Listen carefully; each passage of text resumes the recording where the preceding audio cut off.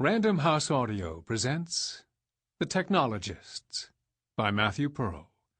Read for you by Stephen Hoye. Book 1. Civil and Topographical Engineering. 1. April 4th, 1868. Its proud lines intermittently visible through the early morning fog, the Light of the East might have been the most carefree ship that ever floated into Boston. Some of the sailors, their bearded faces browned and peeling from too much sun, cracked the last rations of walnuts in their fists or under their boot heels, singing some ancient song about a girl left behind. After wild March winds, stormy seas, dangerous ports, back-breaking work, and all the extremes of experience, they'd be handed a good pay at port, then freed to lose it to the city's myriad pleasures. The navigator held the prow steady, his eye on his instruments, as they waited for the fog to disperse enough for their signal to be seen by the pilot boat. Although Boston Harbor stretched across 75 square miles, its channels had been so narrowed for purposes of defense that two large ships could not safely pass each other without the harbor pilot's assistance. The Light's austere captain, Mr. Beale, strode the deck, his rare aura of high contentment amplified by the giddiness of his men. Beale could envision in his mind's eye the pilot boat breaking through the fog toward them, the pilot dressed like an undertaker, saluting indifferently and relieving Beale for once of his burdens. Then would come the view of the stretches of docks and piers, the solid granite warehouses never quite large enough for all the foreign cargo brought in by the merchants. Then beyond that, the State House's gold dome capping the horizon, the glittering cranium of the world's smartest city. In the last few years, with so many men returned from fighting the rebellion, even modest Boston merchants had become veritable industrialists, beset as they were by excess hands. This city had prided itself on its history from the time it was little more than a quaint village, but Beale was old enough to know how artificial its modern visage was. Hills that formerly sloped through the city had been flattened, their detritus used to fill in various necks and bays, the foundations for streets and new neighborhoods and wharves, such as the one that soon would welcome them. He could remember when the public garden was plain mud, marking Boston's natural boundary. A steam pipe bellowed from some unseen ship launching on its way, or maybe, like them, gliding toward a journey's end, and Beale felt a solemn comradeship with all unknown voyagers.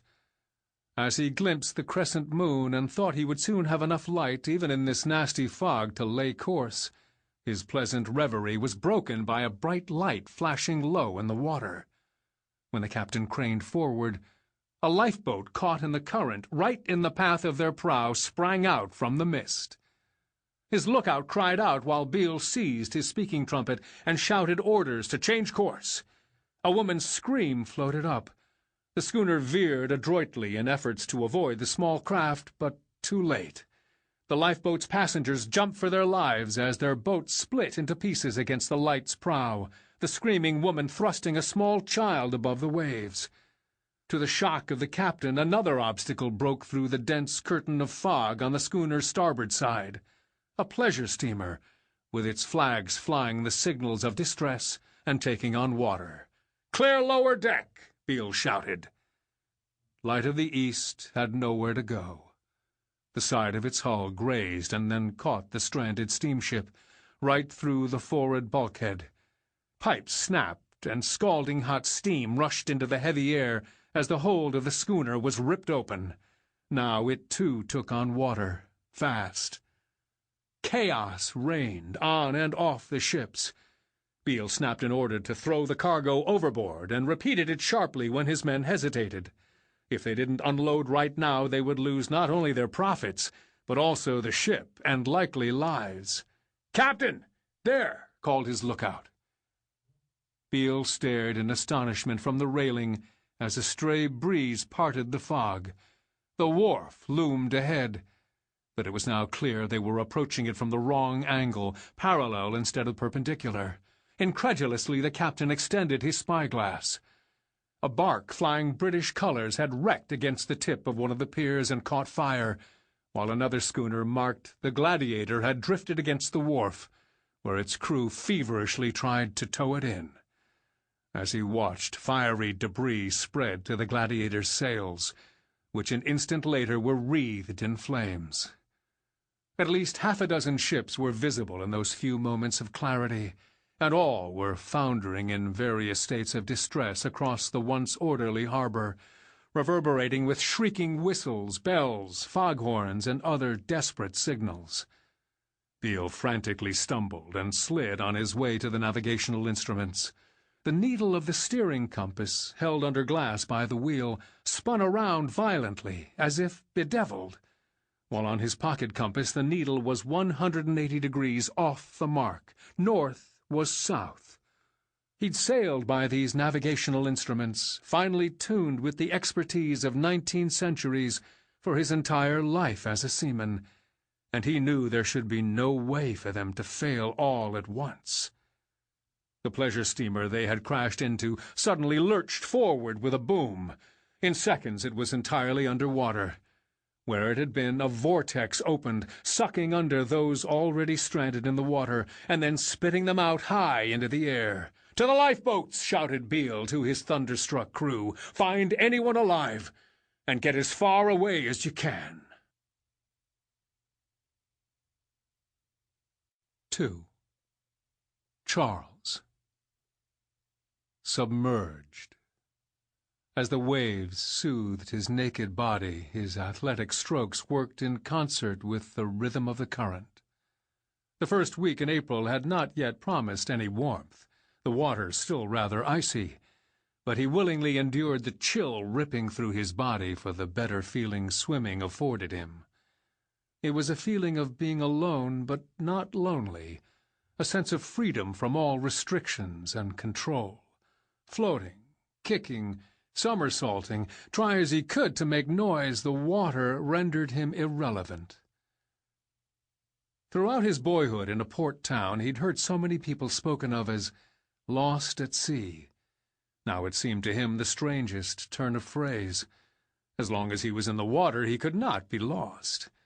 He could bask, bathe, disappear, and the water sheltered him as much in Boston as it had back home.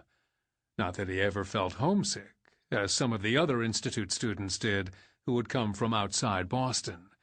He still traveled the 40 miles back and forth to Newburyport by train every day to keep down living expenses, although it cost him more than an hour each way. To his mother and stepfather, the Institute remained a strange detour from his good position at the machine shop, and a daily interruption to his help at home. His stepfather, James, had always been unhappy, plagued by a partial deafness in his left ear that made him shun all society and friends. He worked as a night watchman for a jeweler because he preferred the solitude and uneventful nature of the position. He assumed people were speaking ill of him because he could not hear what they said, which led him to the further conclusion that city life, being loud, was an evil cacophony of deceit. As for his mother, she was a religious zealot of the old Puritan kind, who saw danger in urban life and no value to the son's studies in Boston. Even now, when he was a senior, graduation a mere 2.5 months away, they did not accept that he, Marcus Mansfield, of all people, was a student at a college. Marcus plunged his head back into the cool water, ears tingling as he surveyed the river, a tranquil and forgiving lane that ran between Boston and Cambridge, lined by a gentle sloping green sward that would shade swimmers and oarsmen from the hot days to come. Unseen behind the thick weather, above the riverbank and the fields and marshes skirting it, there lurked the crowded brick and iron and gold-domed city, propelling Marcus forward with the powerful thrust of a gigantic engine. At the shallow bend of the river, Marcus took another big breath and sank, closing his eyes and relishing the drop. Down below, pieces of debris and lumber had lodged in the muddy riverbed. as Sample complete. Ready to continue?